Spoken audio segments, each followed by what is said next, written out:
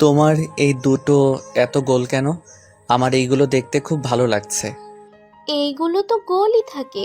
অবিবাহিত কারোটাকে ঝুলে থাকে নাকি? না, ঝুলে থাকে না, তবে আমি দেখেছি জানো, অনেক মেয়ের এই দুটো ঝুলে থাকে। দেখতে একটু ভালো লাগে না। কি? তুমি অন্য মেয়ের ওই দুটোর দিকে তাকাও? ছি! তুমি এতটা খারাপ হয়ে গেছো? তুমি পরনারীর দিকে খারাপ দৃষ্টি রাখো?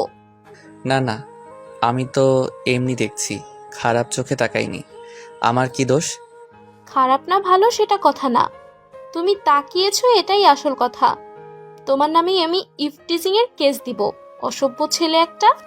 এই অধরা, তুমি তোমার স্বামীকে ইভটিজিং এর কেস দিতে পারবে? তোমার একটু কষ্ট হবে না? আমি একজন পুলিশ অফিসার। আমার কাছে সবার ওপর আইন, তার ওপর কেউ না। ওরে আমার পুলিশ বউরে, আসো এইদিকে, তোমার সাথে একটু চোর পুলিশ খেলি। অয়ন নিজের কথাটা শেষ করতেই অথরার দিকে এগিয়ে যায়। অথরা অয়নের স্ত্রী।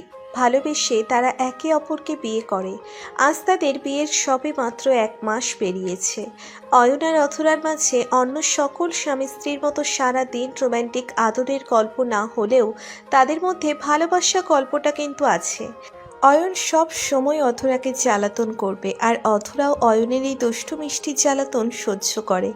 ভালোবাসার স্বামী বলে কথা, একটু তো সহ্য করতেই হয়। অয়ন অধরাকে নিজের কাছে নিয়ে এসে অধরার চোখের উপর নিজের ঠোঁটজোড়া ছুঁইয়ে দিল। অধরার চোখজোড়া একদম গোল আকার। এই চোখে আছে অনেক মায়া, যেই মায়ায় অয়ন একদম আষ্টে পৃষ্ঠে জড়িয়ে আছে।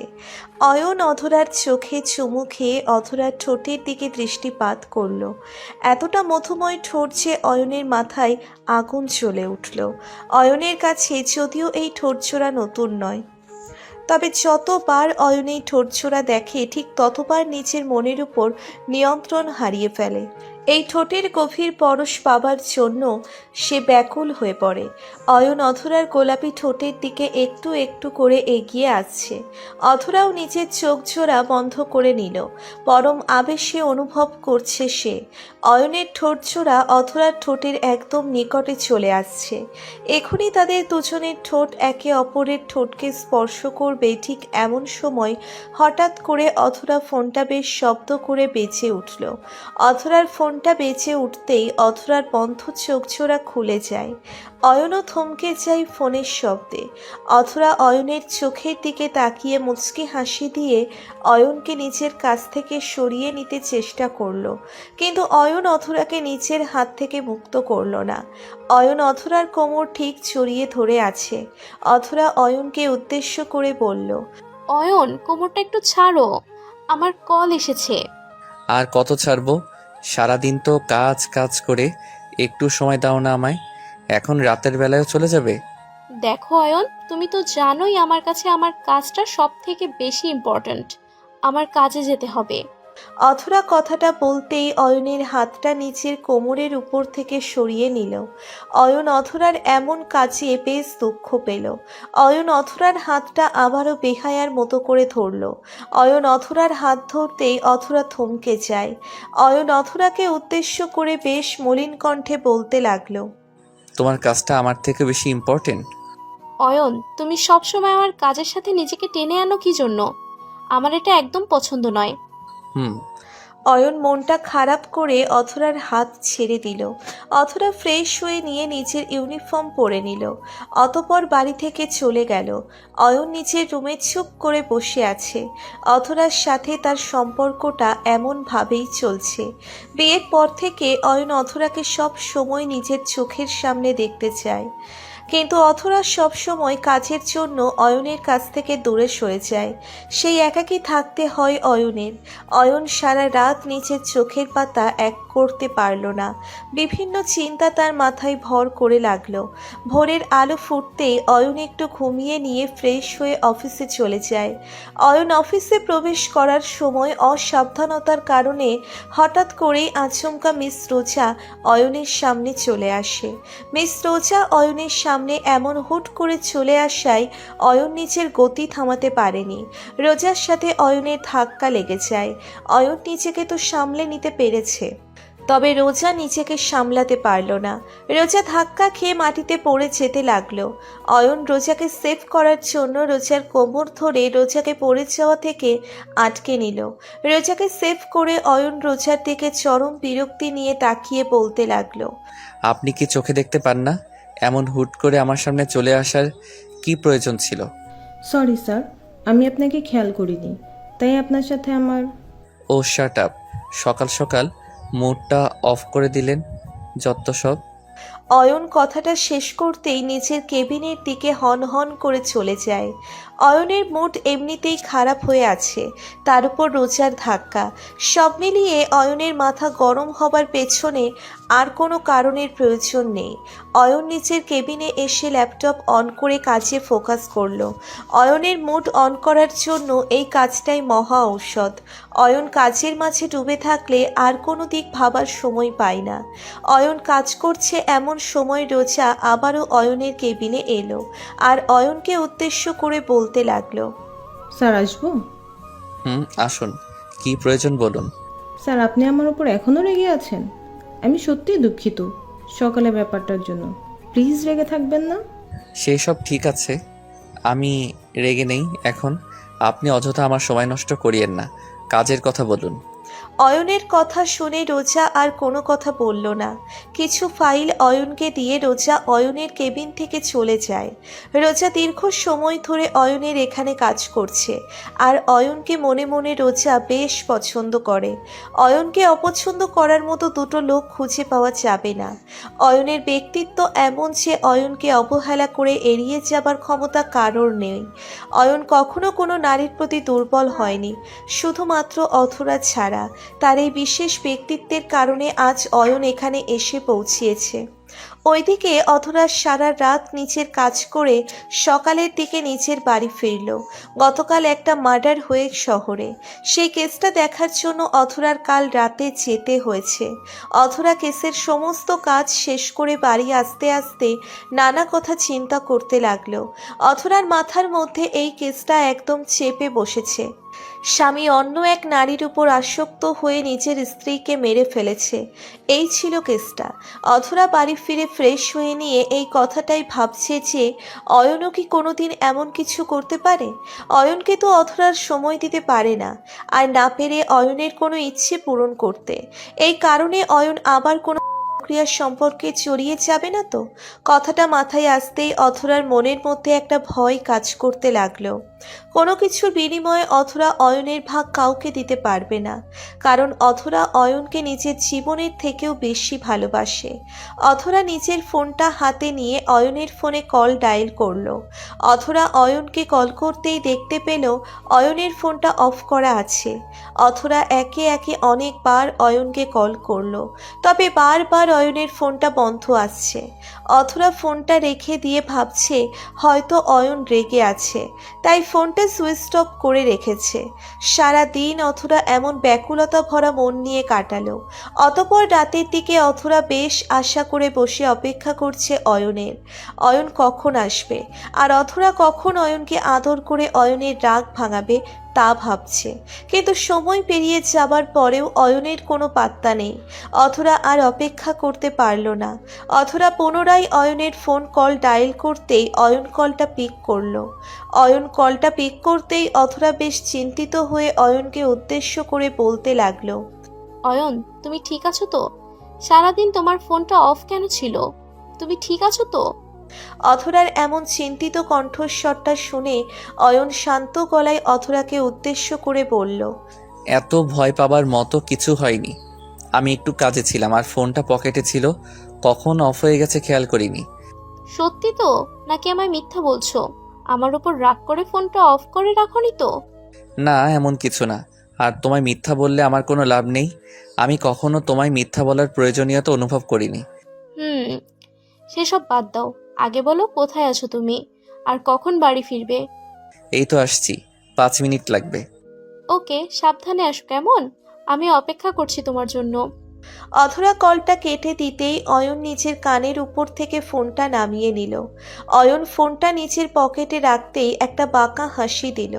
অয়ন কেন এমন করে হাসছে সেটা অজানা। অয়ন বাড়ি আসতেই ফ্রেশ হয়ে নিয়ে রাতের খাবার খেয়ে নিল। রাতের খাবার খাওয়া শেষে অয়ন নিচের রুমে এসে ল্যাপটপ অন করে কিছু কাজ করতে লাগলো। অধরা খাবার শেষ করে রুমে এসে অয়নকে ল্যাপটপে কাজ করতে দেখে মুখটা ফ্যাকাশে করে নিয়ে অয়নকে উদ্দেশ্য করে বলতে লাগলো, এই, এত রাতে আবার এটা হাতে নিয়েছো কেন? এখন কি ল্যাপটপ অন করার সময়? তো কি করব? এখন ল্যাপটপ অন না করলে কখন করব? যখন অফিসে থাকবে তখন করবে। এখন আমায় আদর করো, আমি আদর খাবো। সরি, আমার এখন একটু কাজ আছে, আর আমি কাজটা শেষ করে ঘুমাবো। ওরে তাই? এখনো রাগ কমেনি? আচ্ছা সরি সোনা, আর কখনো আমি তোমার থেকে একটুও দূরে যাব না, সব সময় তোমার পাশেই থাকবো। একদম নো কাজ, এবার ঠিক আছে? ঠিক নাই। তোমার কাছে কাজটা বেশি জরুরি, আমি না। এখন এসব বাজে কথা রাখো, আমায় কাজ করতে দাও। অয়ন কথাটা শেষ করতেই নিজের ফাইল রেডি করতে থাকলো। অধরা অয়নের দিকে এক দৃষ্টিতে তাকিয়ে আছে। অয়ন এতটা রেগে আছে তার উপর যে আজ নিজের ইচ্ছেই অয়ন অধরাকে নিচের থেকে দূরে থাকতে বলছে। অয়নের কথাগুলো শুনে অধরার মনটা বেশ খারাপ হলো। অধরা অয়নের দিকে একটু এগিয়ে আসতেই অয়নের ফোনে একটা কল চলে আসলো। অয়ন ফোনের স্ক্রিনে তাকিয়ে দেখলো রোজার নাম্বার থেকে কল এসেছে। এত রাতে রোজা কল করেছে এটা দেখে অয়নও একটু চমকে যায়। অয়ন ফোনটা কেটে দিয়ে পুনরায় কাজ করতে লাগলো। রোজা আবারও অয়নকে কল করলো। অয়ন কলটা কাটতে যাবে ঠিক এমন সময় অধরা অয়নকে উদ্দেশ্য করে বলতে লাগলো, কলটা কেটে দিচ্ছ কেন? আমার সামনে কথা বলতে কি সমস্যা হচ্ছে? আচ্ছা ঠিক আছে, আমি অন্য রুমে যাচ্ছি, তুমি কথা বলে নাও। অধরা কথাটা যে একটু সন্দেহভাজন কণ্ঠে বলেছে তা অয়ন বেশ বুঝতে পারছে। অধরার এই অহেতুক সন্দেহটা নতুন কিছু নয়। অয়ন কোনোভাবেই বোঝাতে পারে না অধরাকে যে অয়ন অন্য 10টা ছেলের মতো না, যে নিজের স্ত্রী থাকার পরেও অন্য নারীর দিকে বাজে দৃষ্টিতে তাকাবে বা মনের মধ্যে বাজে কোনো চিন্তার জায়গা দিবে। অধরা অয়নের রুম থেকে বেরিয়ে যেতে লাগলো। অয়ন অধরাকে পেছন থেকে ভীষণ কর্কশ কণ্ঠে ডাকলো। অয়নের ডাক শুনে অধরা ঠাঁই দাঁড়িয়ে যায়। অয়ন ফোনটা পিক করে রোজাকে উদ্দেশ্য করে বলতে লাগলো, কি হয়েছে? এত কল করছেন কেন? আমি কলটা কেটে দিচ্ছি, তবুও কেন কল করছেন? না মানে স্যার, আমি এমনি এমনি কল করিনি। আসলে আগামীকাল আমাদের মিটিং সম্পর্কে কিছু কথা বলার জন্য কল করেছি। মিটিং হোক বা অন্য কিছু, অফিসিয়াল কথা আমি অফিসের মধ্যে বলা পছন্দ করি। কোনো জরুরি কারণ ছাড়া বসকে কল করে বিরক্ত করা একদম ঠিক নয়। স্যার আপনি এমন কেন? সবসময় এমন তেরামি করেন কেন? আপনার মুখে কি মধু নেই? আপনার কথাগুলো এমন তেতো কেন? না, নেই। আমার মুখ একদম তেতো, সো মিষ্টি কথা আমার থেকে আশা করিয়েন না, রাখছি। অয়ন কথাটা শেষ করতেই রোজার মুখের উপর কলটা কেটে দিল। অধরা অয়নের দিকে বিস্ময় দৃষ্টিতে তাকিয়ে আছে। অয়ন এমন করে কথা বলে আজ পর্যন্ত অধরা অয়নের এই রূপটা দেখতে পায়নি। অধরা সব সময় ভেবে এসেছে যে অয়ন ভীষণ শান্ত একটা মানুষ, কিন্তু এই শান্ত মানুষটা যে এমনভাবে কথা বলতে পারে সেটা অধরারও অজানা ছিল।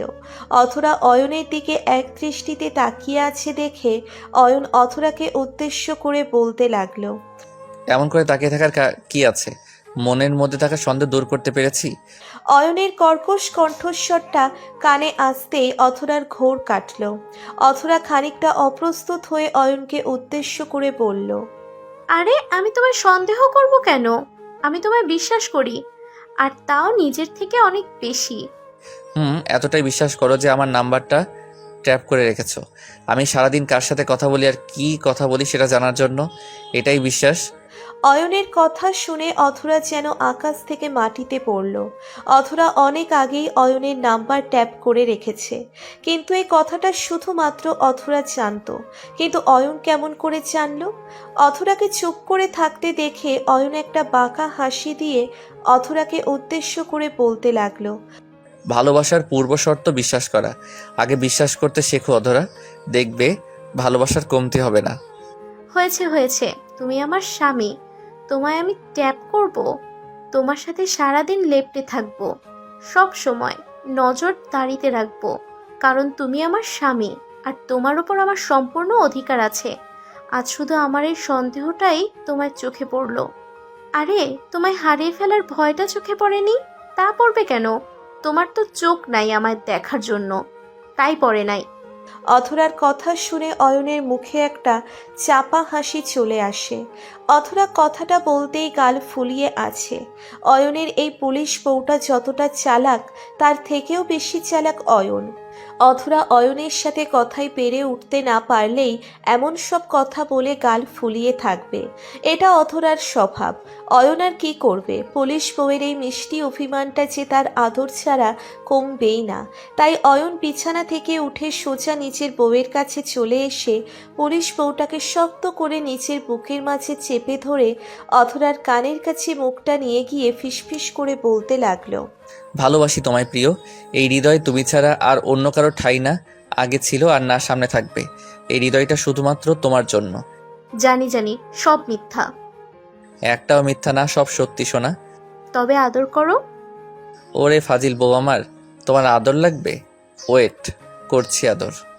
অয়ন অথরাকে কোলে তুলে নিয়ে চলে যায় আদর করতে। সত্যিই ভালোবাসা সুন্দর।